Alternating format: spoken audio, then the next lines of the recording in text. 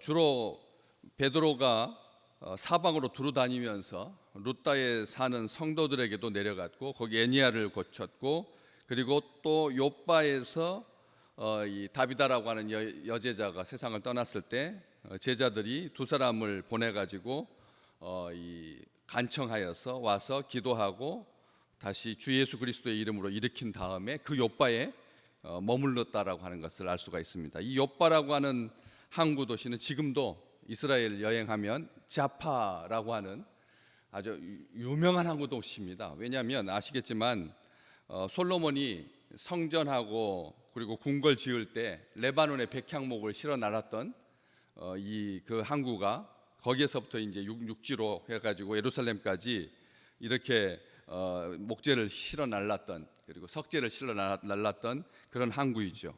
그렇기 때문에 이 다비다를 살렸던 그 자리에 성 베드로 교회가 지금도 위치하고 있는 아주 유명한 그런 항구입니다. 그런데 그 욥바에 여러 날 머물러 있었다. 특별하게 그 뒤에 사람 이름이 나오는데 시몬이라고 하는 무두장이 집에 머물렀다.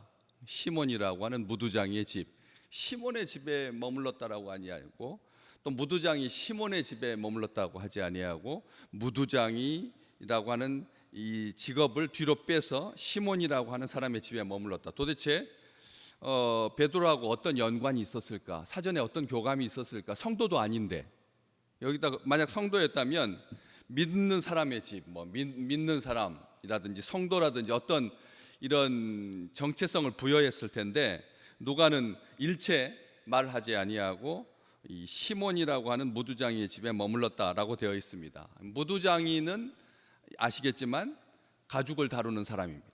가죽을 다루기 위해서는 죽은 짐승을 가지고 가죽을 다루게 되죠.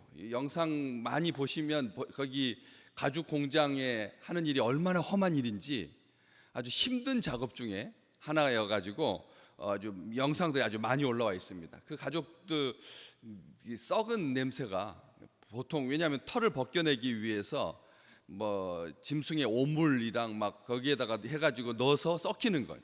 가지고 가죽의 털이 벗겨지게 되고, 그런 과정에서 물이 굉장히 많이 들어가는, 물을 많이 써야 하는 그런 직업이기 때문에 이 무두장이 일한다라고 하는 것이 보통 일이 아닙니다. 체력도 좋아야 되지만 그리고 또 이 정신력도 있어야 되고, 그래가지고 영상 같은데 보면 이게 물이 가뒀던 물을 잘못해가지고 터져가지고 그냥 온 이 공장 바닥에 그게 적셔지면서 그 냄새 때문에 옆 주변에 있는 사람들한테 민원이 오고, 그러기 때문에 이 무두장이가 일하는 그런 장소는 주로 사람들이 안 사는데 도시 외곽에 규정이 돼 있습니다. 아예 다른 직업은 몰라도 이 무두 일하는 사람들은 이 도시 외곽에 위치할 수 있도록, 그렇기 때문에 여기 시몬의 집이 다음 장 10장 5절 6절 말씀에 보면, 그는 무두장이 시몬의 집에 유숙하니 그 집은 해변에 있다, 이렇게 기록되어 있는 이유가 물을 많이 써야 되기 때문에, 그래서 이 도시 외곽, 그리고 사람이 살지 않는 외곽, 그리고 물 많이 있는 해변가에 위치하고 있었던 것이죠. 사람들이 살지 않는 먼 곳에, 외곽에 그렇게 떨어져 있었습니다. 그래서 레위기 11장에 보면 죽은 짐승을 접촉하는 것은 부정하다, 율법에 그렇게 기록되어 있거든요. 그래서 죽은 짐승을 접촉하는 것은 부정하기 때문에 이걸 다루는 사람 역시 부정한 사람을 취급받았습니다. 공식적인 더러운 사람, 공식적으로 더러운 사람, 부정한 사람이라고 하는 취급을 받았던, 악취가 심하고 폐수를 배출해서 사람들이 기피하는 아주 불결한, 경멸한,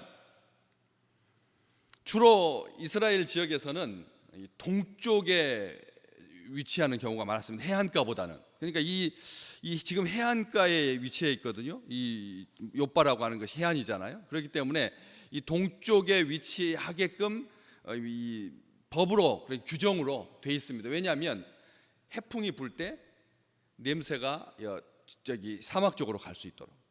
그러니까 이쪽에 있으면 해풍이 불 때 그 악취가 도시 쪽으로 나기 때문에 주로 위치는 이 동쪽 요단강 그 어간 그쪽에 위치하게 돼 있는 거죠, 법적으로. 규칙적으로 그렇게 돼 있는데, 이 사람은 어떤 연고인지 요빠 쪽에서 이 일을 행하고 있었던 좀 특이한 경우라는 겁니다. 그러니까 시몬이라고 하는 무두장이 집 유명한 겁니다.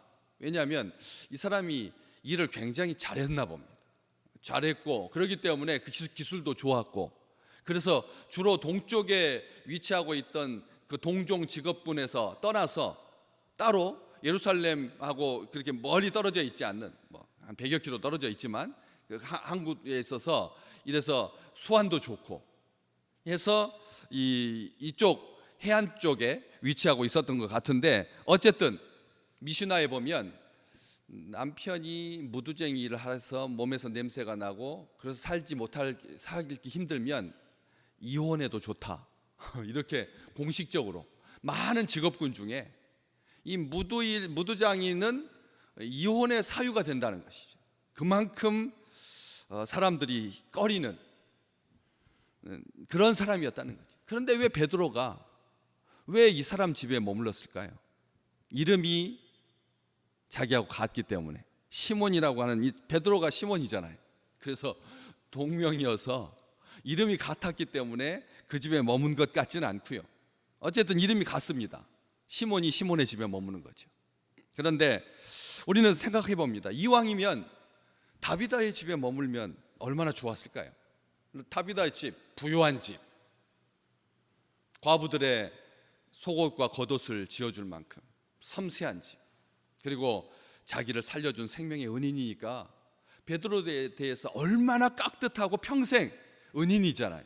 그러니까 거기에 편히 쉴 수 있었을 텐데, 융숭한 대접을 받을 수 있었을 텐데, 성도의 집에, 제자의 집에 머무는 것이 타당하고 이게 명분이 되고, 이게 그 여인 다비다의 가족 관계가 나와 있지 않아서 이 베드로가 유부남인데 이 제자이지만, 그래서 일부러 그 집에 귀가하지 않으려고 따로 나왔다, 이렇게까지 일부러 해석할 필요는 없겠지만, 어쨌든 명분도 있고 얼마든지 가능한데, 왜 냄새나고 불편하고 부정한 사람의 집에,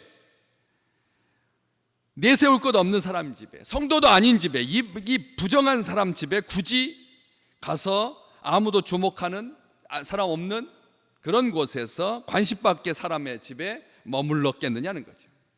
우리가 여기 보면 베드로가 요빠에 여러 날 있어 시몬이라고 하는 무두장의 집에 머물렀다라고 되어 있는데, 원문에 보면은 집이라고 하는 단어가 따로 나와 있지 않습니다.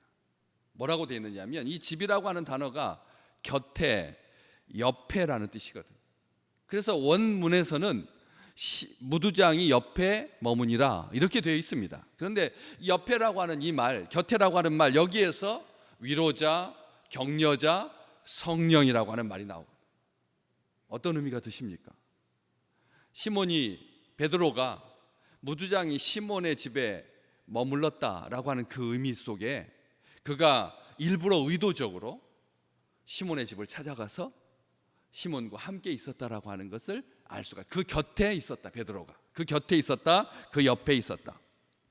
여기에서 베드로는 사람의 시선이 머무는 곳에 있지 않다는 거죠. 이제는, 과거에는 그랬습니다. 자, 우리가 예수님을 따라서 죽으러 가자, 이렇게 혈기왕성했던 그런 제자가 주님께서 물 위로 걸어오시는 걸 보고 그냥 덤벙덤벙 그렇게 걸었던 그런 베드로가 변화된 거죠.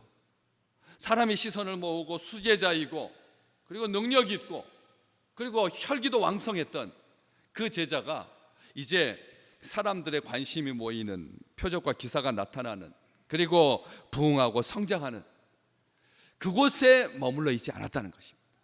참 중요한 표현입니다. 중요한 말입니다.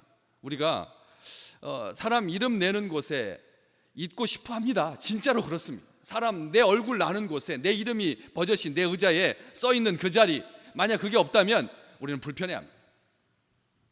그런데 베드로는 그렇지 않았다는 거죠. 그 틈바구니, 교회의 성장의 그 틈바구니 속에서 외로운 사람, 잃어버린 한 영혼, 외로운 사람, 잃어버린 한 영혼, 상처받은 사람, 능력 있게 해안가에서 자기 직업 장소를 가지고 무두장이 일을 했던 시몬이지만, 자기 같은 직업군의 사람들은 그 냄새 나는 것을 피해 가지고 바람 방향을 택해 가서 법에 따라서 규정에 따라서 요단강 이 강변 쪽에 그렇게 위치했지만 자기는 해안가 쪽에 그렇게 있어서 능력 있고 그리고 아주 활기찼던 무역까지 바라보는, 거기서부터 가죽 제품을 배로 운송해 가지고 로마 쪽으로, 유럽 쪽으로, 선진국으로 수출했던 그런 멋있는 능력 있는 사람이었지만, 한쪽 구석에는 부정한 짐승을 다룬다라고 하는 이 부정한 자로서의 그 오래도록 쌓여 있었던